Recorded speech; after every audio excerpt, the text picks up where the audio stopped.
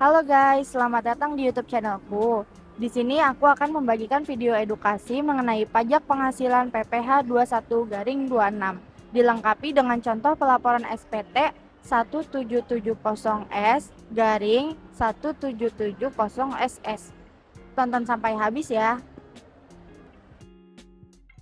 Pajak penghasilan pasal 21-26 adalah pajak atas penghasilan sehubungan dengan pekerjaan, jasa, atau kegiatan dengan nama dan bentuk apapun yang diterima atau diperoleh oleh wajib pajak orang pribadi dalam negeri.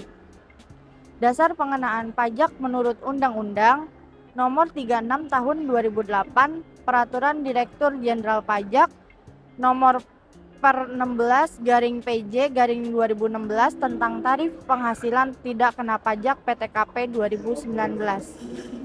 Objek pajak penghasilan PPh pasal 21 yang pertama yaitu penghasilan yang diterima atau diperoleh pegawai tetap, dua penghasilan yang diterima atau diperoleh penerima industri, yang ketiga penghasilan sehubungan dengan pemutusan hubungan kerja, dan yang keempat penghasilan pegawai tidak tetap atau tenaga kerja lepas, yang kelima imbalan kepada bukan pegawai seperti honor, fee, dan lain-lain, yang keenam imbalan kepada peserta kegiatan seperti uang saku dan lain-lain.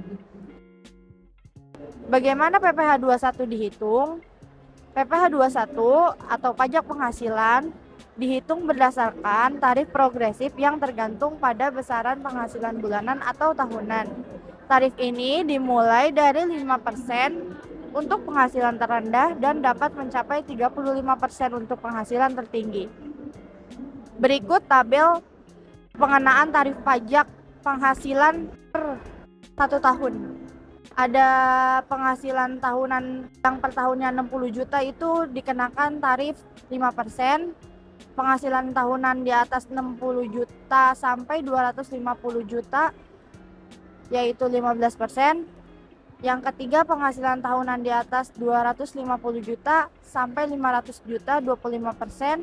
Dan yang keempat penghasilan tahunan di atas 500 juta sampai 5 miliar dikenakan tarif pajak 30%. Dan yang terakhir penghasilan tahunan di atas 5 miliar dikenakan tarif pajak 35% per tahun.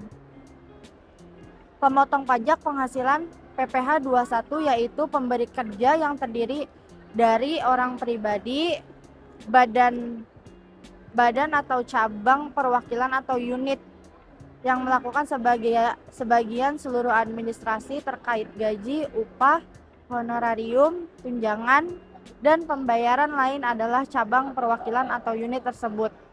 Yang kedua ada bendahara atau pemegang kas pemerintah. Yang ketiga dana pensiun atau badan penyelenggara jaminan sosial tenaga kerja. Yang keempat badan yang membayar honorarium atau pembayaran lain sebagai imbalan sehubungan dengan jasa termasuk jasa tenaga ahli yang melakukan pekerjaan bebas. Dan yang terakhir penyelenggara kegiatan yang melakukan pembayaran sehubungan dengan pelaksanaan suatu kegiatan. Yang bukan pemotong pajak PPh pasal 21 yaitu kantor perwakilan negara asing dan organisasi-organisasi internasional. Dalam arti jika pemberi kerja yang wajib melakukan pemotong pajak adalah kantor perwakilan negara asing dan organisasi-organisasi internasional dihitung sebagai penghasilan pasal 26. Selanjutnya ada penghasilan tidak kena pajak atau PTKP. PTKP adalah penghasilan tidak kena pajak yang besarannya ditentukan dalam Peraturan Menteri Keuangan (PMK) untuk menghitung PPh 21. Ketentuannya apabila penghasilan wajib pajak pribadi kurang dari PTKP maka WP tidak dikenakan PPh pasal 21 sesuai tarif PPh 21. Sebaliknya, jika penghasilan wajib pajak lebih dari nilai PTKP maka pajak penghasilan yang akan dikenakan yakni tarif pajak dikali penghasilan kena pajak. Besaran PTKP 2023. Besar PTKP terbaru masih sama dengan yang tercantum dalam PMK nomor 101 tahun 2016 tentang penyesuaian PTKP. Jumlah penghasilan tidak kena pajak untuk wajib pajak orang pribadi dengan status tidak kawin dan tanpa tanggungan masih sebesar 54 juta per tahun atau sebesar 4.500.000 per bulan. Apabila wajib pajak memiliki penghasilan lebih dari 4.500.000 sebulan, maka wajib pajak harus membayar PPh 21 karena penghasilan tahunannya melebihi ambang batas atau PTKP. Selanjutnya ada tarif efektif bulanan sesuai PTKP. Berikut tabel perincian kategori tarif efektif bulanan, dibagi menjadi 3 kategori. Di sini yaitu tarif efektif rata-rata. Di kategori A, yang pertama ada tidak kawin tanpa tanggungan, nilai PTKP-nya sebesar 54 juta. Dan yang kedua, tidak kawin dengan satu tanggungan, nilai PTKP-nya 58,5 juta. Dan yang ketiga, kawin tanpa tanggungan, nilai PTKP 58,5 juta. Di kategori B, yang pertama tidak kawin dengan 2 tanggungan, nilai PTKP-nya 63 juta. Dan yang kedua tidak kawin dengan 3 tanggungan, nilai PTKP-nya 67,5 juta. Dan yang ketiga kawin dengan 1 tanggungan, nilai PTKP-nya 63 juta. Dan yang keempat kawin dengan 2 tanggungan, nilai PTKP-nya 67,5 juta. Di kategori C, kawin dengan 3 tanggungan, yaitu nilai PTKP-nya 72 juta. Berikut video tutorial cara submit SPT tahunan via djppajak.go.id. Oke guys, di sini kita sudah membuka laman djponline.pajak.go.id. Langkah yang pertama yaitu memasukkan NIK, nomor NIK dan NPWP dan juga passwordnya, lalu dilanjut dengan kode keamanan. Harap masukkan nomor NIK atau NPWP, kata sandi, dan kode keamanan dengan benar. Setelah login, kemudian muncul informasi seputar data diri kita sebagai orang yang wajib membayar pajak. Selanjutnya, di sebelah kanan di baris keempat setelah informasi yaitu ada tombol lapor. Lalu klik e-filing. Selanjutnya muncul arsip SPT. Kemudian klik buat SPT. Setelah diklik, akan muncul formulir SPT dan di situ kita akan diberi pertanyaan dan mohon untuk pertanyaan tersebut diisi sesuai dengan formulir SPT yang kita terima.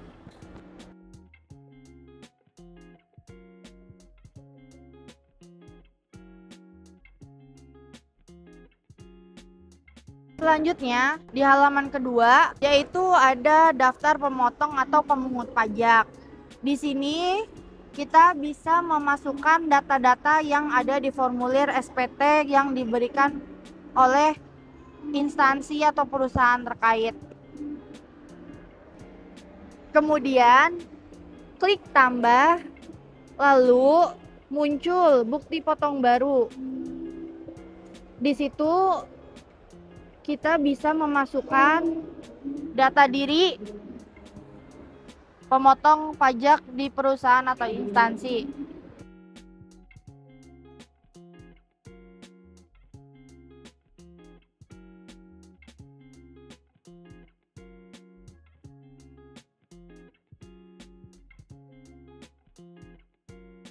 Setelah data sudah dimasukkan, klik selanjutnya.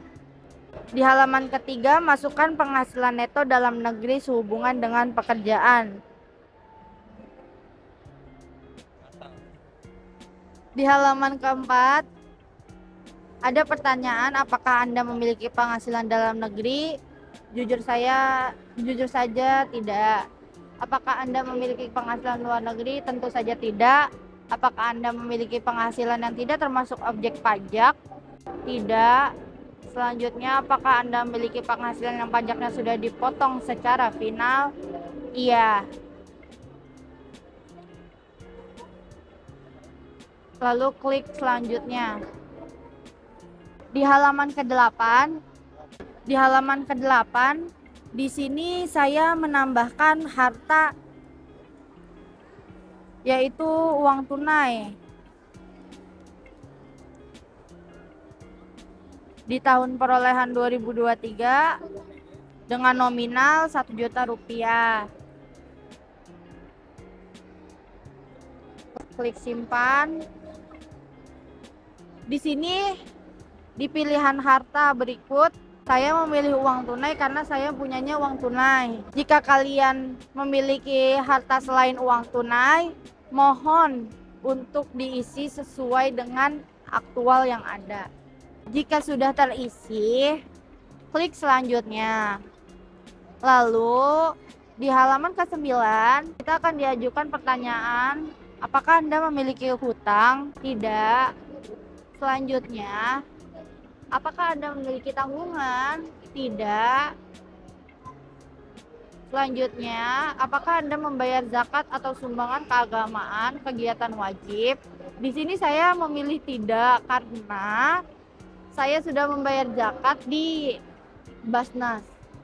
Selanjutnya, status kewajiban perpajakan suami istri yaitu tidak kawin, disesuaikan dengan kondisi. Selanjutnya, apakah Anda memiliki pengembalian atau pengurangan PPh pasal 24 dari penghasilan luar negeri? Tidak. Selanjutnya, apakah Anda melakukan pembayaran PPh pasal 25? Iya. Selanjutnya dicek form SPT yang sudah diberikan oleh perusahaan berupa kertas dan juga yang ada di website.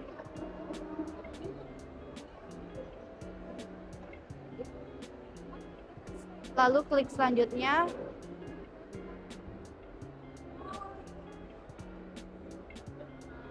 Jika semuanya sudah diisi dengan benar, klik setuju, lalu lanjutkan.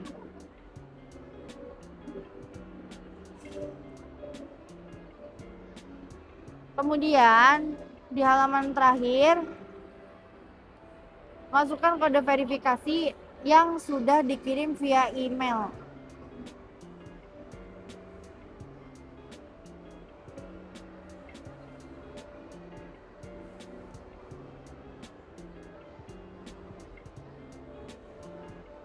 Setelah semuanya sudah disubmit, akan muncul pernyataan puas atau tidak puas, sesuaikan dengan pendapat Anda. Ketika sudah berhasil disubmit, akan muncul daftar SPT-nya. Baik, sekian video kali ini. Kurang lebihnya mohon maaf. Selamat ketemu lagi.